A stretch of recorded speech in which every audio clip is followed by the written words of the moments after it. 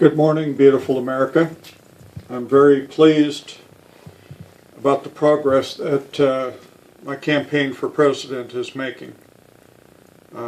Although Facebook is hacked, every comment I make on somebody else's timeline is taken away in seconds, and almost all of my posts.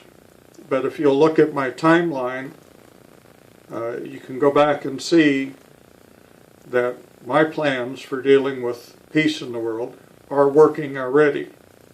And they're working in a very mighty fashion, although there are countless numbers that try to fight me. Gretchen, you obviously got my video, so you're getting another one. This is not the introduction now. We've met, but I've talked about lowering gas prices, and we still need to pray about that. I will be happy when gas prices are at $1.50 nationwide and not a penny more. The reason being, it's putting a little bit of savings in people's pockets. They may be paying their debt down, and they may be able to get to work again. I've met people that had to go on unemployment and food stamps because they couldn't afford to get to work anymore. That's a real serious problem. Under Obama, we've gone from 24 million on food stamps to 58 million. I guess I'm going to address the news this morning. I hate to say it again, but the shooting in the Scandinavian country doesn't look real to me. Every bullet hole in the windows looks like a decal. They're all uniform, and that could happen if they're all shot from the same direction. But as they sprayed across that window, some of them should have become elongated a little bit, and it would have been noticed on television. But then when you get over to the aluminum post of the window frame where the end of the building is, there's another one of those decals with the little cracks, just like the decals you can put on your car. That was not a bullet hole in that aluminum frame. It would have been punched in, it would have been uniform, and there would have been no cracks. Our governments, as a total, are lying to us. I don't fully understand why, but what was supposed to happen in the Scandinavian country is an out-and-out lie. Using propaganda is not going to work. Lies do not work. Deception does not work. Now, I've called for Arab responsibility, and already 3 Arab countries have joined in, bombing ISIL. Now, that's pretty good work, but I trust the living God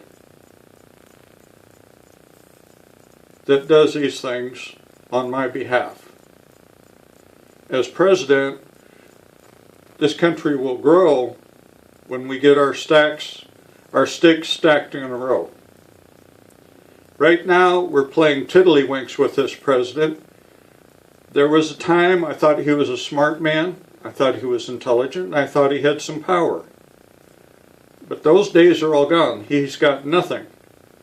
Now, as his Obamacare is crumbling right before his eyes, and he doesn't know how to handle the closing of DHS, and there's a little sidebar on that, kind of interesting. Secret Service has been thrown into DHS. Now, I don't like these government games redrawing the lines of agencies and creating new ones because an old agency didn't do the job. But what is Congress and Senate telling Obama? We're going to shut down DHS if we don't get immigration and health care fixed. Yeah. All the drones, people jumping over the fence, bullet holes in the White House. I bet you those bullet holes were little decals too. This president is not a turn and run president. Somebody shoots at me, I march right into him. And that'll be the same at the White House. You're going to see 2/3 less uniformed officers in front of my White House, and they're going to be D.C. police. There will be no Secret Service. There will be military intelligence still, and they will be charged with keeping an eyeball on me and rumors of people wanting to come get me. But there will be no official Secret Service. They will all be D.C. police with authorization to travel with me wherever I go. And they will be called D.C. police, not Secret Service. Remember Nazi Germany? They had Secret Service too. Homeland Security sounds like the same thing out of Germany. Nazism. Now, because 3 Arab nations are taking responsibility for themselves and asking NATO for help, and probably the UN, and probably getting no answered phone call from Barack Obama, the UAE, Jordan, and now Egypt. This is the best news America could have, any nation in this country could have, is that Arabs are being allowed to take responsibility for themselves. Now, I'm asking that China and Russia, we've done war exercises with China and with Russia. We've worked closely with them over the years. It looks pretty precarious now, but Putin is not a dum-dum like a president we've got. Putin is intelligent, he works for long-term goals, and he will understand this. Right now, I'm asking for our Navy, China's Navy, and Russia's Navy to get some floating boats together with troops on them and park on the border of Yemen, right on the coastline. If you got some landing craft, bring them. But I want you to put a campaign together right on the border of Yemen, however many boats you think it needs and however many soldiers you think you've got. But take Yemen back. Put our embassy back in place.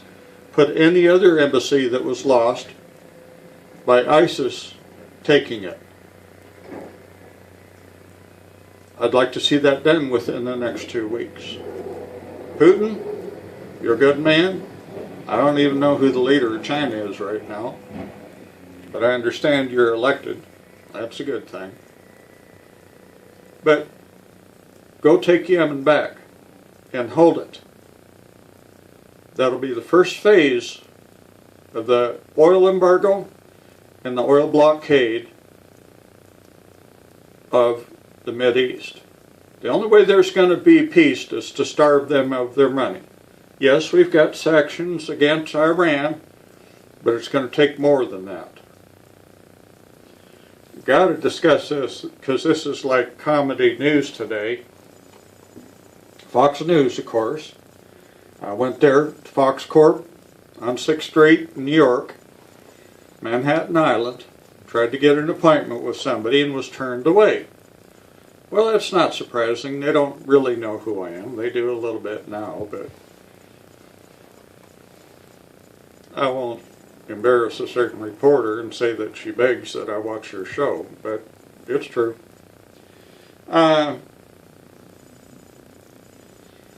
But as long as my plans are working and I can restore America, not even being president, with better plans that are workable and people get behind, I will. Before I'm president, you'll understand why you want me to be president. Now, this is a funny thing in the news. I mean, Obama will swing with Islamic, Muslim, whatever it is, if the wind blows that way.